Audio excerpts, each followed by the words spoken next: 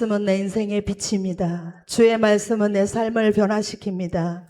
오늘도 주의 말씀에 마음의 문을 엽니다. 말씀하여 주옵소서. 듣고 깨닫고 말씀대로 살겠습니다. 아멘. 아멘. 할렐루야. 여러분들 고속도로를 다니다 보면, 아니 국도에도 많이 있긴 하죠. 터널 한 번도 통과해 본 적이 없는 사람은 아무도 없습니다. 우리나라 굉장히 터널이 많습니다.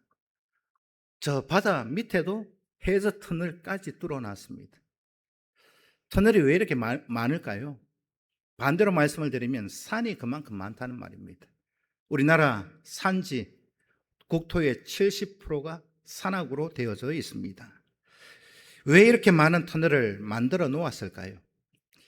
산이라고 하는 장애물을 뚫고 빨리 지나가게 만들기 위해서 그 오랜 시간 돈을 들여서 공사를 해 놓았습니다. 우리도 여기 청도, 남천 이렇게 지나가다 보면 터널 하나 있잖아요. 옛날 그 터널이 생기기 전 그 꼬불꼬불한 길을 차로 가려고 그러면 한 30분 가야 제 기억에는 그렇습니다. 그런데 터널을 뚫어 놓으니까 1분도 안 걸리잖아요. 청도 가는데 얼마나 편한지. 그런데요, 여러분들이 그 터널을 차 타고 지나가는 것이 아니라 터널 안에 보면 깜깜하잖아요. 깜깜한데 LED 불빛을 그렇게 켜놓았어요. 그런데 만약에 불빛도 하나 없다, 그것도 꼭 또 새벽에 혼자 이 경산 시립묘원 옆에 터널 한번 깜깜한 새벽에 혼자 걸어간다고 한번 생각해 보십시오. 걸어가실 수 있으실까요? 있어요, 없어요? 예? 웬간해 가지고는요, 이 새벽에 그것도 옆에 공동묘지도 있지, 얼마나 두렵고 떨리겠습니까? 아마도 그 가운데 혼자 갇혀 있다고 생각을 하면 빨리 그 터널에서 벗어나고 싶은 마음이 모두가 다 가지는 마음 아니겠습니까? 우리가 다니다 보면 길에도 터널이 있는 것이 많지만 우리의 인생길에도 터널이 많습니다. 견디기 힘들고 참 어려운 고난과 시련의 터널을 만날 때가 있습니다.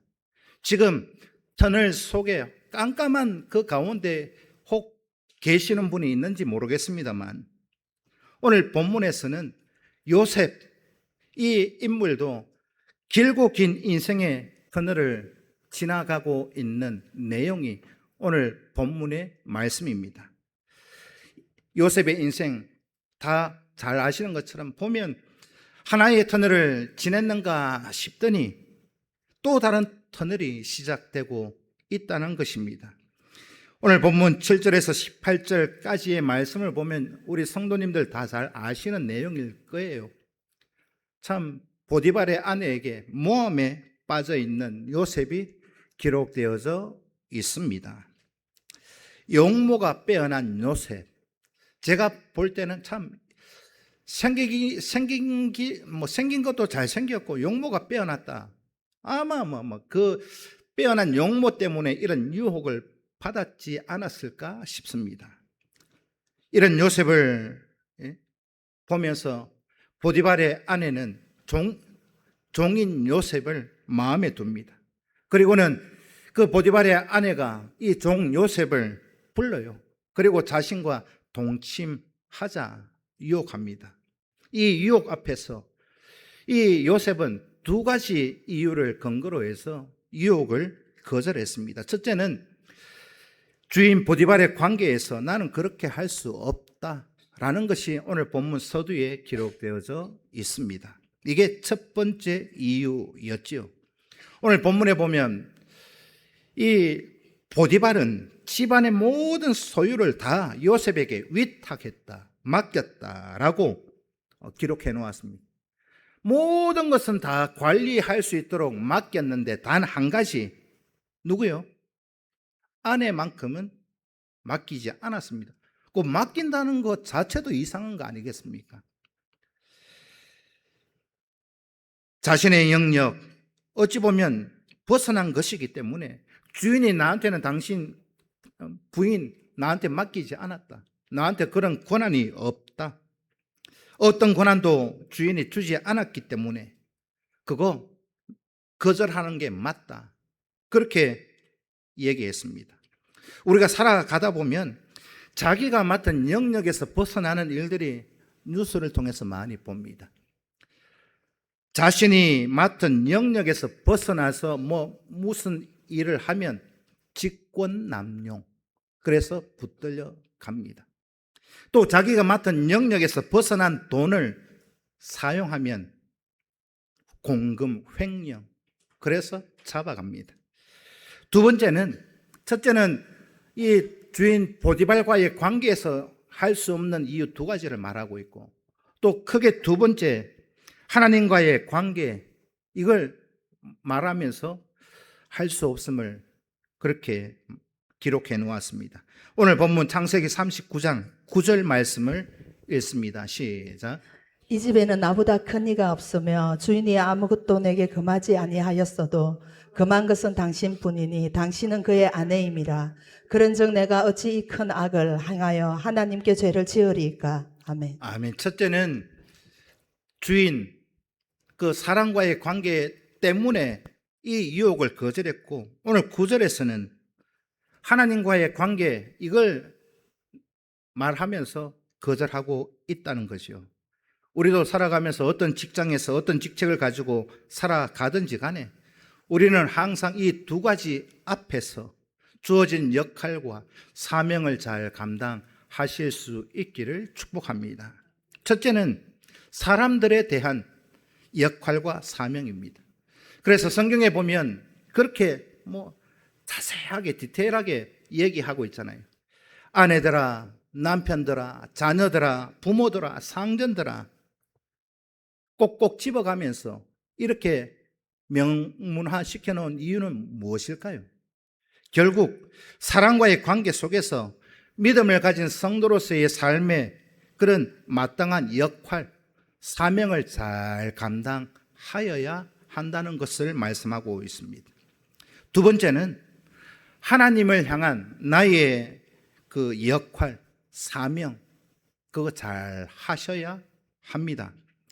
하나님 앞에서 내가 어떻게 살아가야 할 것인가 늘 나 스스로에게 질문을 던져 보셔야 합니다.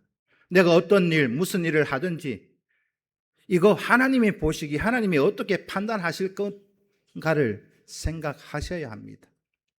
성경은 우리가 마땅히 해야 될 행동 규범을 말씀해 놓았죠. 이것은 하라고 하고 저것은 하지 말라고 하고, 믿음을 가진 성도가 마땅히 해야 될 그 모든 행동 강령, 규범을 엑기스로 요약해 놓은 것이 성경에서 10계명입니다. 4계명까지는 하나님과의 관계에서 어떻게 해야 되는가, 5계명부터 10계명까지는 사람과의 관계에서 어떻게 행동해야 되는가, 그 규범을 알려주신 것이 10가지 계명입니다. 10계명, 이 10가지 계명만이 아니라 수없이 많은 계명을 다 요약해 놓았던 이 계명 10계명입니다. 요셉은 이 두 가지 원칙에 근거해서 보디발의 아내의 유혹을 거절하고 있더라는 것입니다.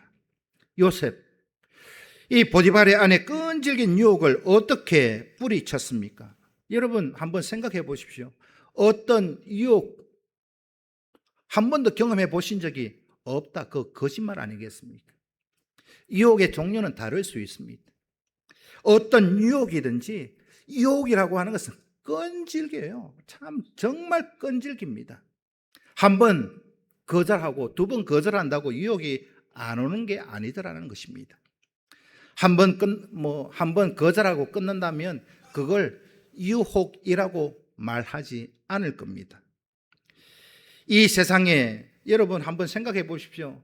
한 번 딱 유혹을 뿌리치고 물리치고 그것으로 완성된다면 우리 여자 성도님들 다이어트에 실패하실 분 한 분도 없을 겁니다.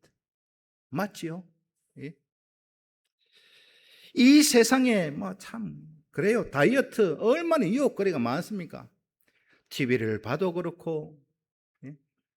홈쇼핑에 거의 한 절반은 먹는 거 파는 것 같아요. 그거 보면서 예? 저거 살까 말까, 살까 말까 고민하잖아요. 예? 또 요즘 유튜브 한번 보십시오. 먹는 거 얼마나 많습니까?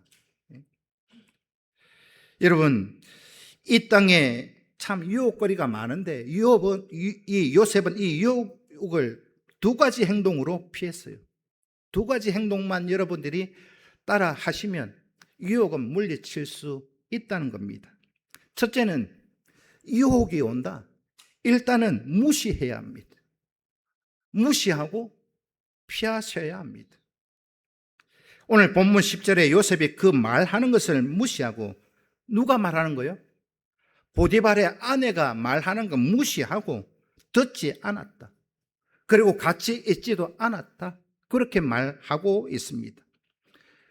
요셉의 입장에서는 보디발의 아내가 유혹하는 걸 아니까 그 말을 무시하고 같이 있지도 않고 유혹을 피했습니다.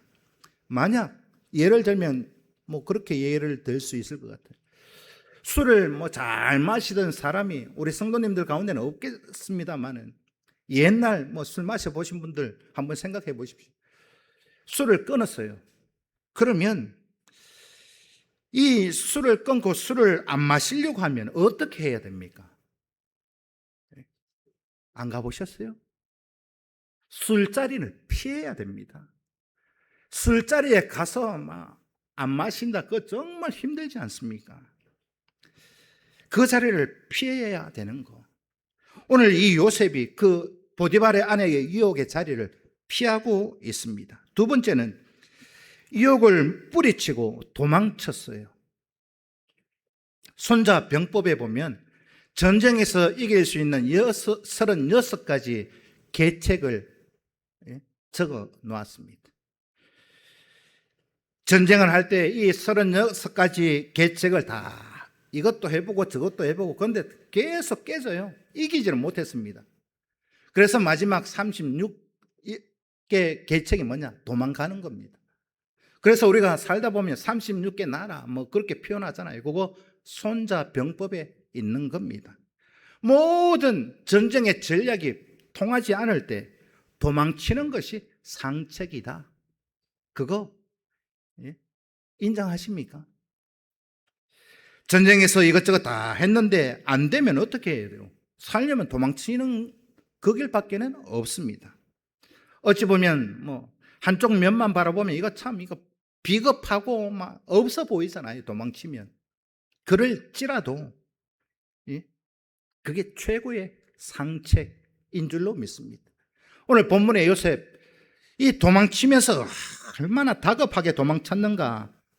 자신의 옷까지 벗어놓고 도망쳤습니다. 이렇게 해서 요셉은요, 보디발의 아내의 그 참 물리치기 어려운 유혹을 물리치고 있습니다.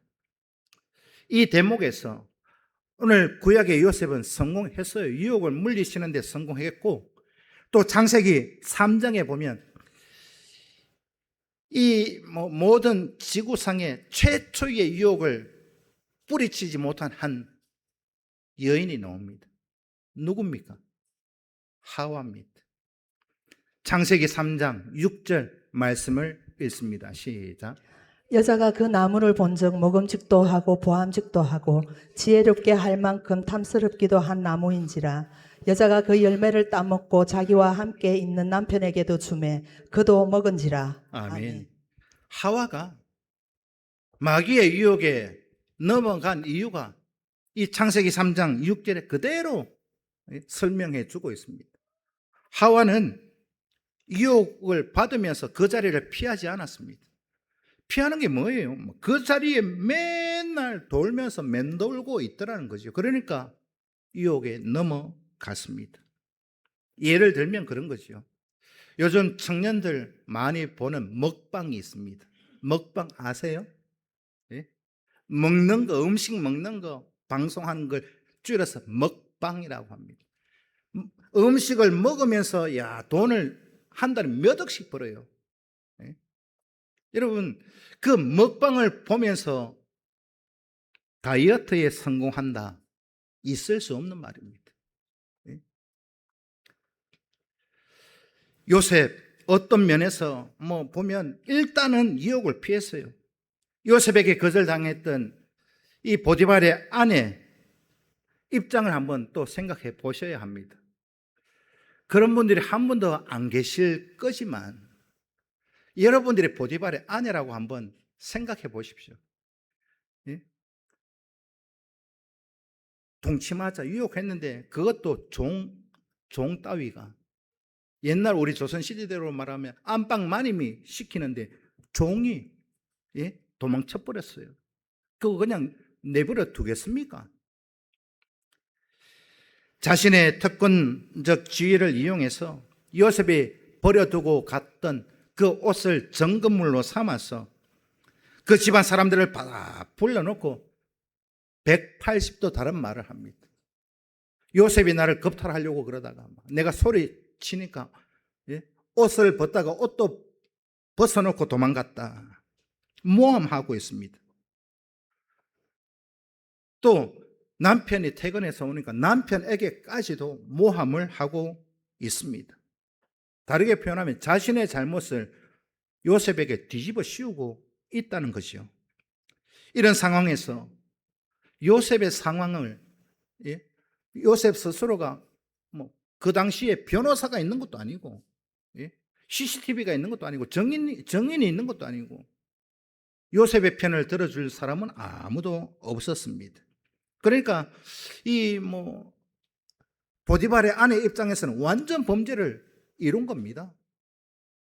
이렇게 해서 요셉은 또다시 깜깜한 터널로 들어가고 있습니다.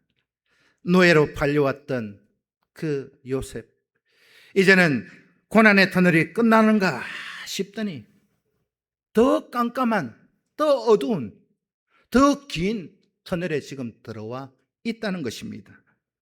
오늘 이것이 본문에서 말씀하고 있는 모함에 빠져 있는 요셉을 기록해 놓았습니다. 또 19절부터 마지막 23절까지의 말씀은 거기서도 하나님이 함께 하시더라. 믿으십니까? 보디발은 요셉을 감옥에 가두었지요. 요셉의 입장에서 보면 너무나 억울한 일 아니겠습니까? 이 과정에서 설교를 준비하면서 생각해 보니까 특이한 점이 두 가지가 있어요. 또 깜깜한 터널 속에 들어갔는데 이거 있을 수가 없는 일인데 이런 일이 오늘 본문에 기록되어져 있는 특이점 두 가지가 있는데, 첫째는 요셉이 죽임을 당하지 않은 게 참 놀라운 일입니다. 노예가 그 당시에 여주인을 범하면은요, 그때 당시 상황으로 말하면 영락없는 사형감입니다. 근데 그 주인이 보통 사람 아니잖아요. 오늘날로 말하면 청와대 경호실장 정도의 이 지위를 가지고 있는 대단한 사람인데 노예 하나 정도 목을 쳐서 죽여도 아무 문제가 되지 않습니다. 그런데 여기에서 죽을 수도 있는 이 현장에서 죽지 않더라. 여러분이 보디발의 입장이라고 한번 생각해 보십시오. 종 따위가 내 부인을 겁탈하려고 그럼 내버려 두겠습니까? 이게 첫 번째 오늘 본문에서 특이한 사건이고, 또 형들의 손에서도 지난주에 말씀드린 것처럼 죽을 수 있는 그 자리에서 죽어야 되는데 형들의 손에서도 죽지 않았습니다. 이게 첫 번째. 두 번째, 이 요셉은요 왕의 죄수들을 가두는 시위대 감옥에 갇혔습니다. 이 시위대 감옥은요 오늘날로 말하면 우리나라는 꼭 거기에 걸맞는 교도소는 없어요. 이 시위대 감옥이라고 하는 것은 정치범들만 가두는 곳입니다. 왕의 직속 교도소, 그 감옥에 갇혀 있다는 거예요. 왕실의 감옥입니다. 근데 노예가 종이 여기에 간다. 오늘날 말하면 강간 미수범이 여기에 갇혀 있을 수가 없었습니다. 요셉이 죽을 수 있는 상황 속에서도 죽지 않은 것도 천만다행이고, 또 여기에 여러 가지 해석이 있을 수 있어요. 그런데 성경은 왜 죽어야 되는데 죽지 않고 감옥에 갇혔는지 부연 설명은 없습니다. 그래서 우리는 추정만 합니다. 많은 신학자들이 추정하기를, 논문도 나오고 이래 찾아보니까 여러분 성경에는 없으니까 우리가 그냥 상상만 하잖아요. 그때 많은 논문이나 신학자들이 말하는 결론이 뭐냐? 하나님의 간섭이 아니고는 있을 수 없는 일을 요셉이 하고 있더라는 것입니다. 하나님이 간섭하셨다는 거죠. 요셉이 누명을 쓰고 시위대 감옥에 갇혀 있을 때 하나님은 어디 계셨습니까? 요셉이 이렇게 억울한 일을 당하고 시위대 감옥에 갇혀 있는데 요셉의 하나님은 어디에 계십니까? 왜 요셉이 이런 억울한 일을 당해야 됩니까? 오늘 저와 여러분들, 우리도 마찬가지일 거예요. 이런 억울한 일을 당하고 교도소에 갇혀 있다고 한번 생각해 보십시오. 탄식하지 않겠습니까? 저도 그런 탄식을 한 적이 있습니다. 어렵고 힘들 때. 내가 믿는 하나님은 지금 어디 계십니까? 그렇게 하소연한 적도 많이 있었습니다. 하나님, 나한테 왜 이런 억울한 일을 당하게 하시느냐고. 왜 이런 모함을 당하게 하냐고. 이렇게 어려움을 하나님 당하게 하시냐고. 하나님 어디 계십니까? 저도 그렇게 하소연하며 탄식한 적이 있습니다. 하박국 선지자도 그런 질문으로 시작했지요. 하나님의 백성들이 이렇게 고난당하고 어려움 당하고 있는데 하나님 도대체 어디에 계십니까? 그래서 하박국 성경을 읽어보면 어찌하여 그렇게 시작하고 있습니다. 여러분들도 그런 기도하실 적이 많이 있으실 거예요. 오늘 본문에서 요셉의 하나님은 어디에 계십니까? 여러분들이 믿는 하나님은 지금 어디에 계십니까? 우리는 이런 질문을 하면서 하나님 앞에 때로는 부르짖어 애통해하고 눈물 뿌려가며 그렇게 기도합니다. 그런데 이 질문에 대해서 하나님은 무엇이라고 답을 하시느냐?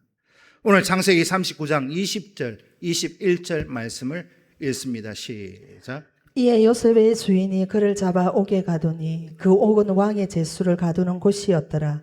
요셉이 옥에 갇혔으나 여호와께서 요셉과 함께 하시고 그에게 인자를 더하사 간수장에게 은혜를 받게 하시매. 아멘. 아멘. 이게 요셉의 하나님이 지금 어디 계십니까? 라는 질문에 대한 답이었습니다.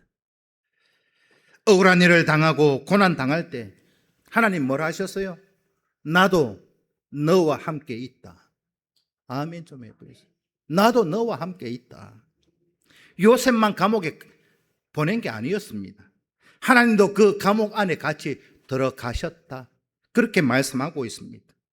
너가 고난 당하고 있느냐? 그 자리에 너만 있는 게 아니다. 나도 그 자리에 너와 함께 있다 하셨습니다. 야곱이 고난 당할 때 하나님은 똑같은 답을 주셨습니다. 요셉이 고난 당하고 감옥에 갇혀 있을 때도 그런 답을 주셨지만 그의 아버지 야곱이 고난 당하고 있을 때도 똑같은 답을 주셨습니다. 창세기 31장 12절 말씀을 읽습니다. 시작. 이르시되 내 눈을 들어보라. 양떼를 탄 순양은 다 얼룩무늬 있는 것, 점 있는 것과 아롱진 것이니라. 라반이 내게 행한 모든 것을 내가 보았노라. 아멘. 이게 무슨 말입니까? 하나님 다 보셨대요. 그 자리에서. 야곱이 외삼촌 라반에게 얼마나 많이 속았습니까? 한 번, 두 번 속은 게 아니잖아요. 그때 10번씩이나 속을 때 야곱이 탄식했습니다.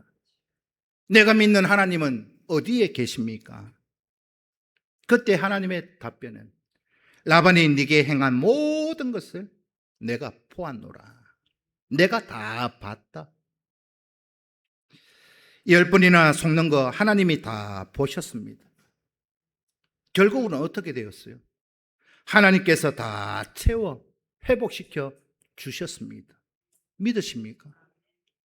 10번이나 속을 때까지 하나님 다 보고 계셨습니다.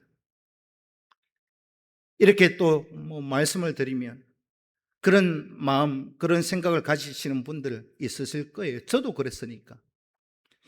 우리가 생각할 때 한 번, 두 번 속으면 세 번째는 하나님 안 속게 해주셔야 되는 거 아닙니까?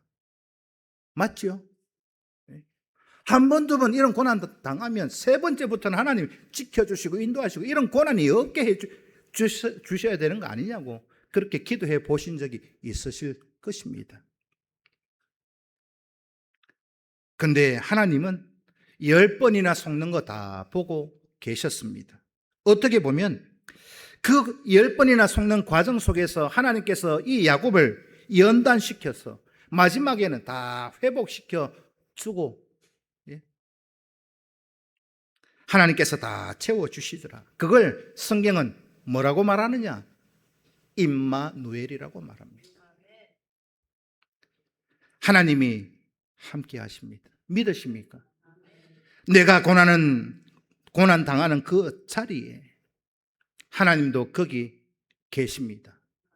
믿으실 수 있기를 축복합니다. 이게 중요한 겁니다. 고난이 언제 끝나느냐? 여러분 그런 생각 가질 때 있잖아요. 아유 참 나는 왜 이렇게 고난의 연속일까? 하나 끝나면 또 하나 나오고 하나 끝나면 또 하나 나오고 산 넘어 산이네. 빨리 끝나고 조금 늦게 끝나는 그거 중요하지 않습니다. 그거 여러분들 공감 동의 안 하실지는 모르겠습니다만은 빨리 끝나고 늦게 끝나고 그게 중요한 게 아닙니다. 우리 생각에는 빨리 끝났으면 좋겠죠. 근데 그게 근본적으로 하나님께서 생각하실 때는 중요한 문제가 아니라는 것입니다. 문제는 그 자리에 하나님이 함께 하시느냐, 함께 하지 않느냐, 그게 근본적인 중요한 문제인 것입니다. 오늘 본문 21절에서 하나님께서 그것을 답변하고 계십니다. 하나님께서 요셉과 함께 시위대 감옥에 들어가셨습니다. 그곳에서도 하나님께서 이 요셉을 형통케 하는 은혜로 지켜주고 계시더라. 감옥에 있지만. 그래서 요셉은 시위대 감옥 안에서도 모든 것을 총괄하는 총무의 지위까지 올라갔습니다. 그런데 생각해 보면 아직 여전히 감옥 안에 있잖아요. 자유는 없습니다. 여전히 고난 가운데 있어요. 고난이 없어진 거 아닙니다. 아직 터널 안에 있습니다.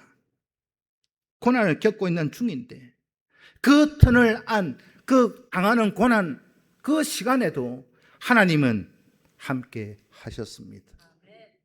그 고난 가운데 있었지만 또 한편 생각해 보면 요셉 승진했어요. 예? 감옥에 있지만 승진한 겁니다. 여러분들이 그게 무슨 승진이냐고 하실지는 몰라도 고난이 없어진 거 아니고 고난이 있어요. 그런데 하나님께서는 그 고난 가운데서도 뭔가 계획을 세워 놓으셨다. 그게 시위대 감옥 안에서도 총무의 지위를 누리게 하셨다라는 것입니다. 이게 중요한 겁니다. 성도들의 삶의 모습 속에도 고난이 없는 거 아닙니다. 여러분 잘 가슴에 새기셔야 됩니다. 예수 믿는다고 고난 없다. 그거 거짓말입니다. 예수 믿으면 모든 것이 만사형통되고 질병도 없고 가난도 없고 모든 거 없다. 그거 이단입니다. 성경은 그걸 말씀하고 있지 않습니다. 어찌 보면 세상 사람들보다 더 많은 고난을 당할 수밖에 없는 구조 속에 우리가 살고 있어요.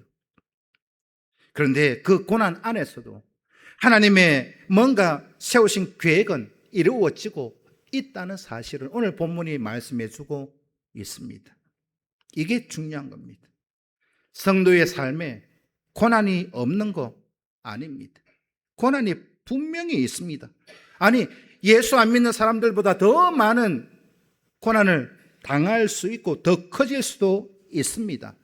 있다니까요. 근데 중요한 것은 그 고난 가운데서도 하나님이 계획해 놓으신 계획은 중지된 게 아니라 이루어져 가고 있다는 사실입니다. 이걸 우리가 믿고 믿으셔야 됩니다. 그리고 그 고난을 견디셔야 합니다. 22절, 23절 오늘 본문, 지난주에 살펴보았던 2절, 3절과 똑같은 내용이에요. 앞에 2절, 3절 보디발의 집에서 요셉의 처해져 있는 상황, 그리고 22절, 23절 감옥 안에서의 요셉의 상황, 이 둘 똑같은 내용이었습니다. 요셉은 억울하게 보디발의 집에 노예로 팔려왔잖아요. 종으로 팔려왔어요. 그것도 억울한 일을 당한 거잖아요. 그때도 하나님은 요셉과 함께 하셨습니다. 하나님께서 요셉이 하는 모든 일을 형통케 하셨습니다. 그래서 요셉은 비록 종의 신분이었지만, 노예였지만 모든 일을 하나님이 형통케 하시니까 보디발의 집에서도 모든 것을 총괄하는 총무의 자리에 올라갔고, 또 요셉이 노예로 고난당하는 그 자리에 하나님이 함께 찾아오셨습니다. 그리고 그 자리에서도 하나님은 은혜를 베풀어 주셨지요. 고난 완전히 없어진 게 아닙니다. 고난이 있지만 그 가운데에서도 은혜를 베푸시는 하나님. 그래서 시위대 감옥 안에서도 비록 갇혀 있지만 주의가 올라간 거예요. 우리가 생각할 때 그렇게 생각할 수 있습니다. 하나님 애초에 요셉이 감옥에 안 잡혀가도록 하나님이 지키시고 인도하셨으면 됐을 거 아닙니까? 그렇게 생각하실 수 있어요. 하나님 나한테 이런 고난이 올 때 아예 이 고난이 오지 않도록 하나님 미리 방패가 되어주시고 산성이 되어주시고 막아주셨더라면 좋았을 텐데, 그런 생각해 보신 적이 있으시잖아요. 저도 얼마나 많이 했는데, 하나님 목사라는 직분을 감당하면서 이런 열심히 주의 일을 감당하는데 왜 이런 고난이 있습니까? 하나님 이런 일 안 당하게 해주셔야지. 저도 그런 생각했습니다. 근데 저도 살아보니까, 성경을 읽어보니까 내가 믿는 하나님은 무책임한 하나님이 아니셨습니다. 살아계신 하나님이셨습니다. 감옥에 있는 이 요셉, 그 요셉과 함께 하나님이 하고 계셨습니다. 요셉이 하는 모든 일을 하나님 형통케 해 주셨습니다. 여러분들이 형통이라고 말하는 것, 생각하는 것, 그것과 하나님이 생각하시는 형통은 차원이 다릅니다. 그래서 요셉은 죄수의 몸이었지만 시위대의 감옥의 총무가 되었습니다. 결과적으로 보면 한 가정의 총무였다가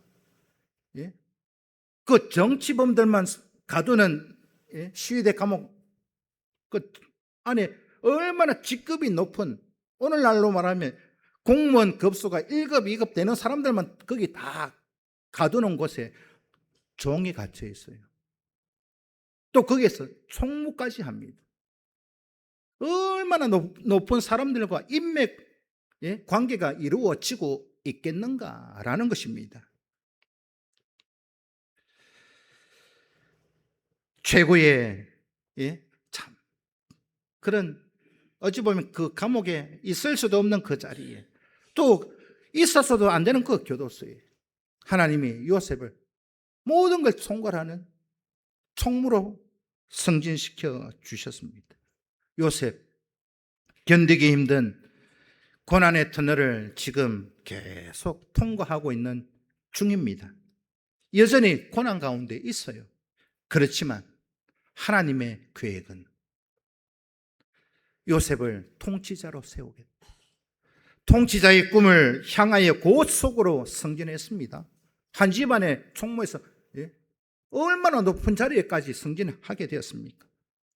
이게 하나님이 세우신 목표였습니다. 어느 날 갑자기 하늘에서 뚝 떨어져 가지고 낙하산처럼 딱 할 수 있는 게 아니잖아요. 다 모든 절차에 따라서 하나님 계획하신 뜻 안에서. 근데 여러분, 목표는 무엇입니까? 우리가 예수 믿고 믿음 생활하는 목표가 뭐냐는 것입니다. 잘 먹고 잘 살고 좋은 옷 입고 좋은 차 타고 그게 예수 믿는 목적이십니까? 그러면 교회 안 오셔도 됩니다. 맨날 새벽 예배, 수요 성령 집회, 주일 새벽, 오전, 오후, 이렇게 예? 안 와도 돼요. 그게 목적이라면. 여러분, 삶의 목적이 고난 없이 사는 게 목적 되지 않으실 수 있기를 축복합니다. 하나님의 목표는 뭐냐? 통치자의 꿈을 주어서 요셉을 통해서 구원을 이루어 가는 것이 하나님의 목표였습니다.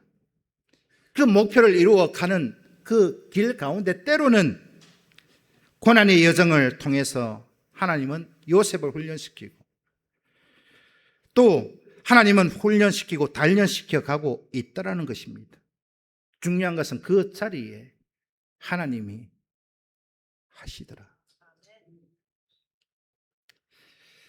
비록 고난 가운데 있지만 고난 가운데서도 하나님의 계획은 이루어지는 줄로 믿습니다. 이게 오늘 본문의 내용입니다. 요셉은 장애물을 만날 때마다 터널을 통과했습니다. 터널, 당사자에게는, 고난 당하는 당사자는 참 견디기 어렵고 힘든 그런 고난의 시간이지요. 그러나 하나님이 그 자리에, 그 시간에 함께 하시면 그 길이, 고난의 길이 가장 안전한 지름길인 줄로 믿습니다. 요셉은 여러 개의 장애물을 만났습니다. 첫째는 형들의 미움과 시기였지요.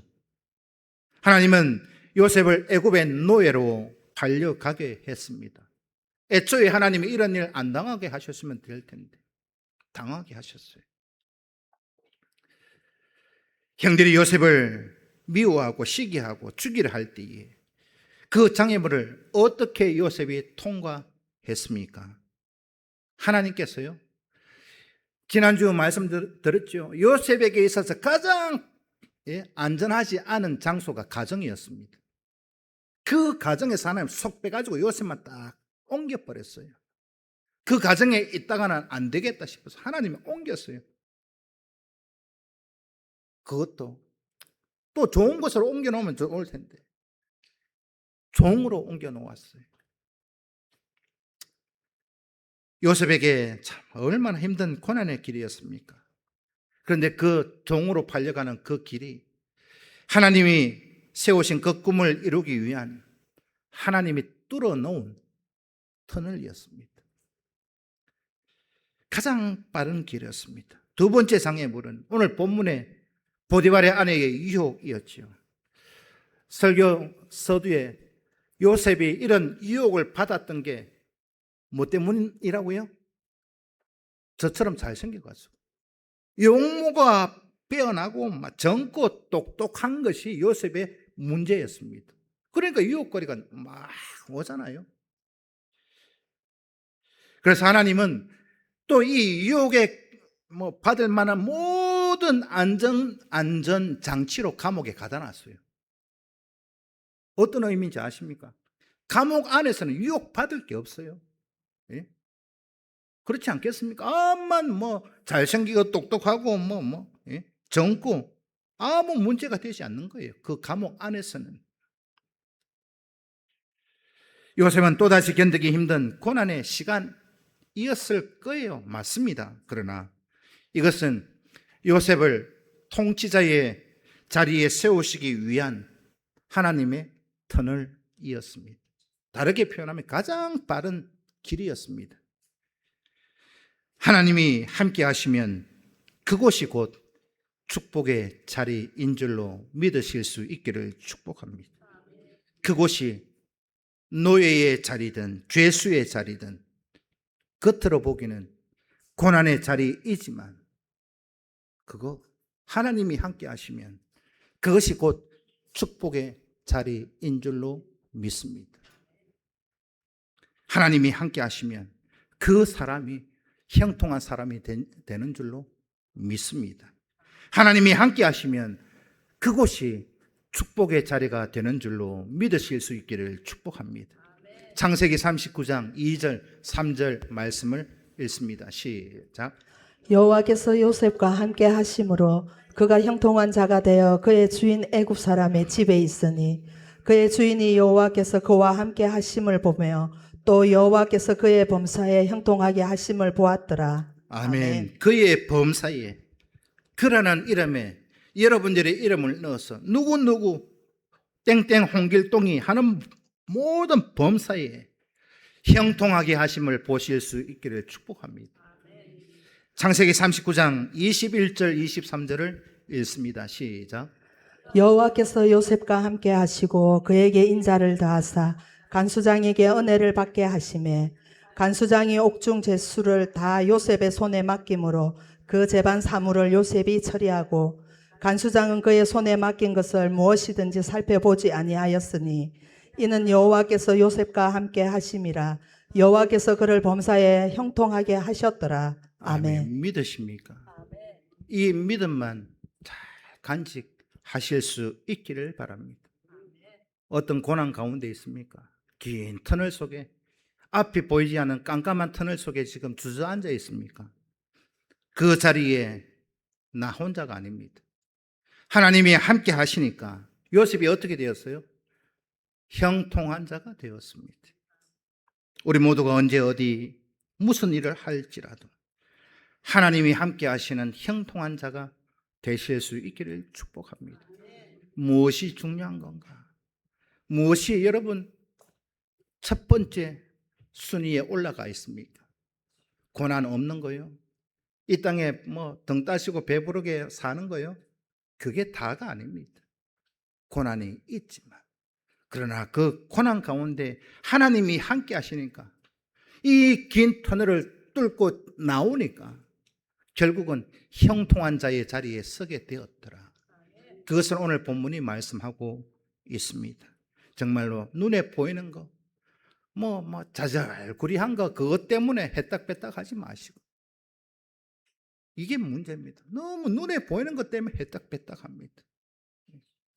하나님만 붙드시고, 하나님과 함께 하심으로, 하나님이 세워놓으셨던 그 목표에 도달해서 형통한 자의 삶을 누려 가시는 우리 평산교회 모든 성도 되시기를 주님의 이름으로 축원합니다. 기도드리겠습니다.